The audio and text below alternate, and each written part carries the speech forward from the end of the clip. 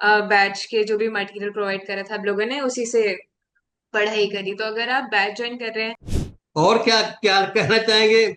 इसके बाप का प्यार इसको मिल रहा है, हम लोग को प्यार मिल रहा है, यही बहुत है। हैं, मैंने ऑनेस्टली कभी जेएनयू के अलावा कुछ अपने दिमाग में नहीं रखा कि बैकअप डीयू रख लूं या बीएचयू रख लूं। मैंने सिर्फ जेएनयू सोचा था। नमस्कार साथियों, आप सभी लोगों का एक बार फिर से स्वागत है टॉपर स्टॉक की सीरीज में। उम्मीद करते हैं कि आप सभी लोग अच्छे होंगे।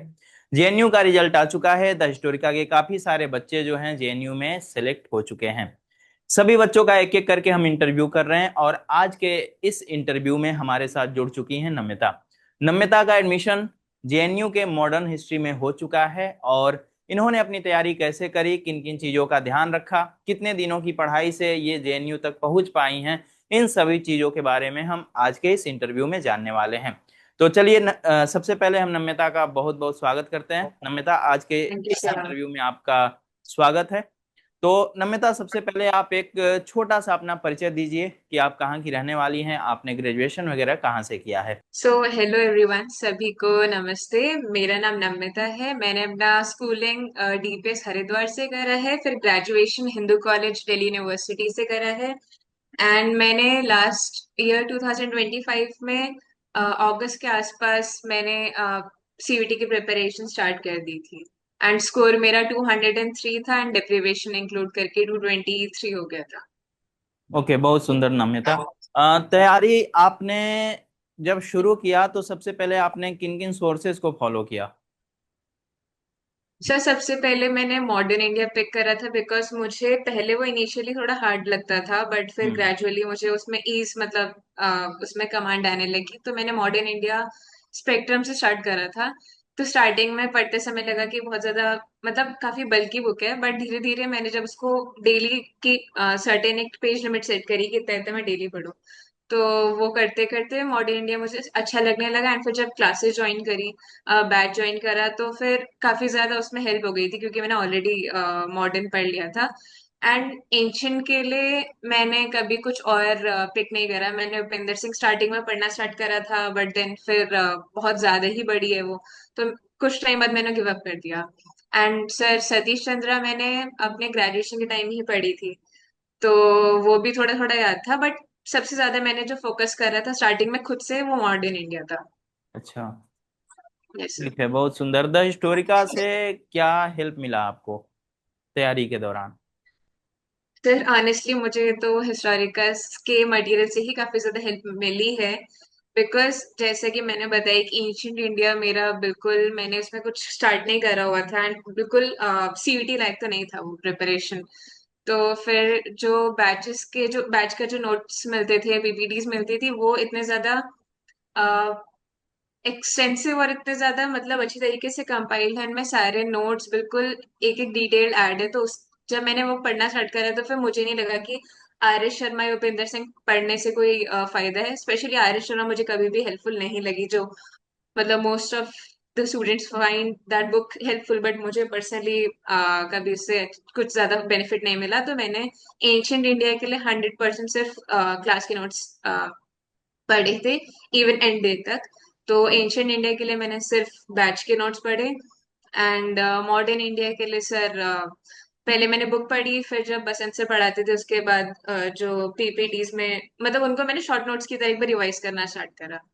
एंड सर एंड मोमेंट पे बिकॉज टाइम बहुत कम बचा था लास्ट 1 मंथ में, and मेरा मेडिवल इंडिया बिल्कुल भी मैंने छुआ नहीं था क्योंकि मुझे लग रहा था कि इससे क्वेश्चन ज्यादा आ नहीं रहे हैं। थोड़ा मतलब लैग कर रखा था मेरा जो सिलेबस था। तो फिर मैंने सिर्फ जो आप लोगों ने नोट्स प्रोवाइड करे थे मूवमेंट पे शॉर्ट नोट्स टाइप के वही रीड करे थे। एंड थैंकफुली मतलब जो मेडिवल इंडिया से उतना ज्यादा क्वेश्चंस नहीं है, जो आए वो मैंने कर लिए। हम्म। चलिए, बहुत अच्छा। नम्रता, जेएनयू को आपने कब टारगेट किया, आपको कब ऐसा लगा कि मुझे जेएनयू में ही एडमिशन लेना है और मुझे जेएनयू के लिए ही पढ़ना है। तो मैंने हाँ प्रिपरेशन की स्टार्टिंग में ही सोच लिया था कि जेएनयू ही जाना है, बिकॉज मैंने अपना ऑलरेडी अंडर ग्रेजुएशन डी उसके मतलब अच्छे कॉलेज से ही करा है, because hmm. Stephen's and Hindu and North campus वाले कॉलेजेस अच्छे ही होते हैं। तो मुझे ऑलरेडी आइडिया था कि ड्यू कैसा होता है। तो मैंने कहा कि अब इससे एक स्टेप और फर्दर चलते हैं, एक स्टेप लेवल अप करते हैं अपना गेम को। तो फिर मुझे पता था कि वैसे भी जेएनयू इंडिया में पीजी के लिए, पोस्ट ग्रेजुएशन के लिए, मास्टर्स के लिए बेस्ट है। तो मैंने कहा इसी को अपना टारगेट बनाते हैं। मैंने ऑनेस्टली कभी जेएनयू के अलावा कुछ अपने दिमाग में नहीं रखा कि बैकअप डीयू रख लूं या बीएचयू रख लूं। मैंने सिर्फ जेएनयू सोचा था। चलिए, बहुत अच्छी बात है। नमिता, जो बच्चे सीवीटी पीजी 26 की तैयारी करना चाह रहे हैं, उन बच्चों को आप क्या सजेस्ट करना चाहेंगी कि उनको कब से पढ़ाई स्टार्ट कर देनी चाहिए, किन किन सोर्सेज को फॉलो करना चाहिए? आप प्रहार बैच की स्टूडेंट थी, तो अगर बच्चे हमारे बैच के साथ जुड़ते हैं तो उनको कितना लाभ होगा? सर पहले तो उन बच्चों के लिए जो क्लासेस नहीं ज्वाइन कर रहे हैं, जो अफोर्ड नहीं कर सकते हैं, जो भी उनका रीजन है, तो अगर आपको स्लो पेस मतलब धीरे धीरे ग्रेजुअली सीखना है, एंड मोमेंट पे इतना बर्डन नहीं लाना है, तो आई वुड सजेस्ट कि अगस्त जुलाई मतलब अभी वाला जो फेज चल रहा है, अभी से धीरे धीरे पढ़ना स्टार्ट करें। एंड ऐसा नहीं है कि स्टार्टिंग में 1 घंटा पढ़ लिया तो हो गया खत्म। मुझे लगता है कि स्टार्टिंग में आप जितना ज्यादा अपने आपको लोड डालेंगे, उतना ज्यादा आपको एंड में भी फायदा होगा। बाद में स्ट्रेस उतना नहीं होगा कि अरे इतनी सारी बुक्स पढ़नी है या वो कुछ भी करना है। तो अगर आपको स्टार्ट करना है तो सबसे पहले मॉडर्न इंडिया से स्टार्ट करें। And August I think best time है अपना प्रिपरेशन स्टार्ट करने के लिए। एंड धीरे धीरे आपको अपना पेज समझ में आ जाएगा। उसके बाद आप फिर साथ साथ में एंशियंट पिक कर लें एंड मिडिवल इंडिया लास्ट में। एंड जो बैच ज्वाइन करता है हिस्टोरिका का, उसके लिए उसके लिए तो आई थिंक बुक्स मतलब, क्योंकि मेरे लिए भी बुक्स बहुत कम काम करी थी। मेरा 60% जो पोर्शन था प्रिपरेशन का, वो मैंने सिर्फ बैच के जो भी मटेरियल प्रोवाइड करा था आप लोगों ने, उसी से पढ़ाई करी। तो अगर आप बैच ज्वाइन कर रहे हैं तो मतलब ब्लाइंडली अपने सोर्सेस फॉलो करें, जो है विष्णु सर के एंशियंट के नोट्स। वो तो मतलब उसका कोई और एक्सेप्शन या इसका कोई सब्स्टिट्यूट नहीं है, आपको वही पढ़ना है। मतलब और कोई मेरे लिए तो कुछ और अच्छा नहीं लगा था मुझे। एंड मॉडर्न के लिए स्पेक्ट्रम तो एक दो बार पढ़ी होनी चाहिए। एंड फिर जो क्लास में जब आपके पास नोट्स आते हैं तो उसको एक बार स्किमिंग कर लो, एंड फिर एंड में उसको शॉर्ट नोट्स की तरह रखो। एंड मिडेवल के लिए भी सतीश चंद्र एक बार, अगर आपने कुछ भी नहीं करा तो एक बार बस। चलिए, बहुत अच्छी बात है। जैसा कि आपने अभी सुना कि इन्होंने बताया कि अब आपको तैयारी कैसे करनी है। तो नम्रता, जेएनयू में एडमिशन पाने के बाद आप कितनी खुश हैं, आपके घर वाले कितने खुश हैं? सर काफी ज्यादा खुश हूँ, क्योंकि जिस दिन रिजल्ट आने वाला था उस दिन मेरी थोड़ा बॉडी नम सी पड़ गई थी, समझ नहीं आ रहा था कि होगा या नहीं होगा। बिकॉज फिर ग्रुप में कुछ लोग लिखने लगे कि नहीं हुआ नहीं हुआ, काफी काफी अच्छे लोग का मुझे मैसेज दिख रहा है कि नहीं हुआ, उनको देख के और ज्यादा डर लग रहा था। एंड मतलब उस समय कुछ समझ नहीं आ रहा था कि होगा या नहीं होगा। मैंने कहा छोड़ो, अब जो होगा वो होगा। फिर मेरे भाई ने रिजल्ट चेक करा था, क्योंकि मुझे इतना ज्यादा घबराहट हो रही थी कि मैंने उसी पे छोड़ दिया था। फिर जैसे ही उसने बोला, मतलब मुझे दूर से दिख रहा था स्क्रीन पे सिलेक्टेड लिखा रहा है, फिर मैंने काफी ज्यादा चिल्लाया कि अरे वाह। फिर घर में बाकी सारे जो लोग थे, पेरेंट्स और दादा दादी, सब लोग, भाई भाई सब लोग यहाँ पे आ गए और फिर खुश हो गए काफी ज्यादा कि फाइनली हो गया इसका। अच्छा, चलिए, बहुत अच्छी बात है। अभी आप घर पर हैं? यस। दादा दादी आपके आ सकते हैं अगर हम यहाँ बुलाना चाहें तो? यस सर, सही। बिल्कुल बिल्कुल, एक मिनट बस। क्योंकि आ मुझे गया लगता है कि आपके दादा दादी जो है ना, ज्यादा चिंतित हैं आपके लिए। सर। नमस्ते दादाजी। नमस्ते जी। आ, आपकी जो पोती हैं जेएनयू में एडमिशन पा चुकी हैं, कैसा लग रहा है आपको? कितने खुश हैं आप इनके रिजल्ट से? हम लोग तो बहुत खुश हैं। ये शुरू से मतलब पढ़ने में अच्छी थी, हमेशा इनका रिजल्ट अच्छा रहा, क्योंकि बैच में भी थी, टेस्ट वगैरह भी देती थी। लेकिन हमेशा इनका कहना था कि सर, दादा दादी परेशान हो रहे हैं, एडमिशन होगा कि नहीं होगा।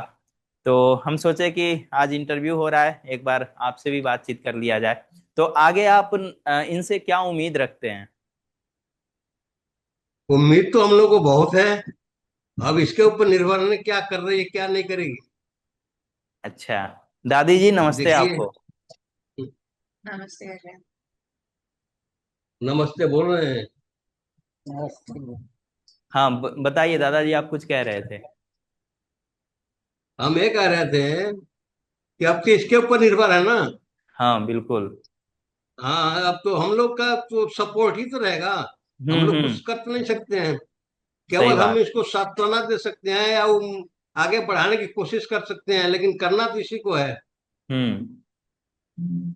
अब बिल्कुल, आप लोग अगर इनके साथ हैं तो ये जरूर कुछ अच्छा करेंगी, क्योंकि हमेशा आपकी बातों को ये अपने साथ लेकर के चलती हैं कि दादा दादी ने ऐसा कहा है, दादा दादी चिंतित हो रहे हैं। अभी 2-3 दिन पहले इन्होंने कॉल किया और कहा कि सर बताइए कैसे कैसे होगा।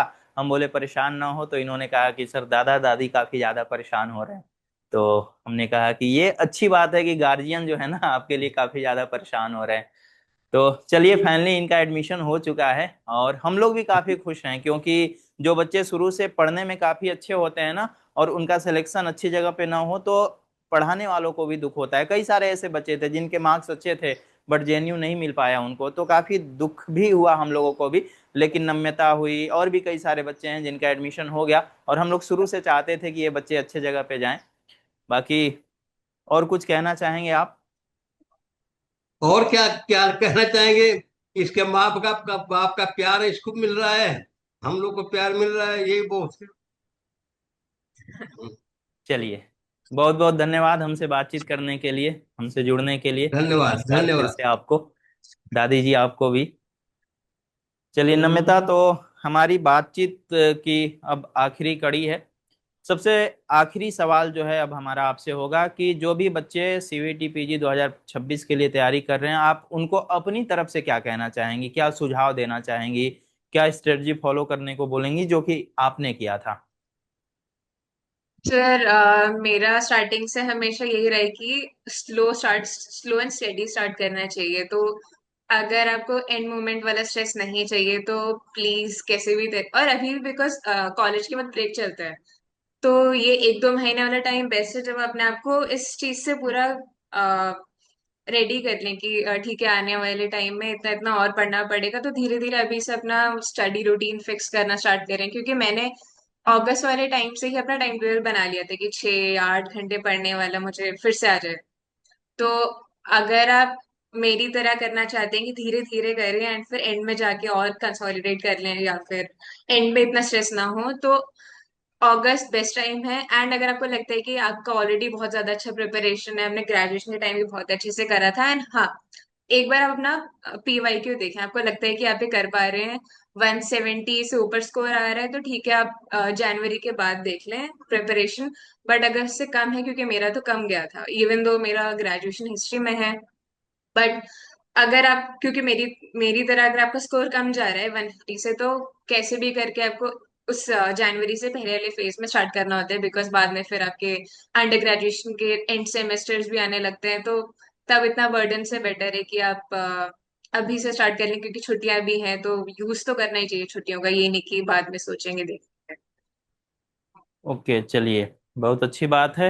बहुत बहुत धन्यवाद आपका हमसे बातचीत करने के लिए। मुझे लगता है कि ये जो वीडियो है, आपका जो स्ट्रेटजी है, आने वाले जो भी आपके जूनियर्स हैं उनको काफ़ी इससे सहायता मिलेगी, मदद मिलेगी। आप आगे भी इनका ऐसे ही सहयोग करते रहिएगा। हमसे जुड़ने के लिए, सारी चीज़ों को बताने के लिए बहुत बहुत धन्यवाद आपका। ख्याल थैंक यू रखिए। सर।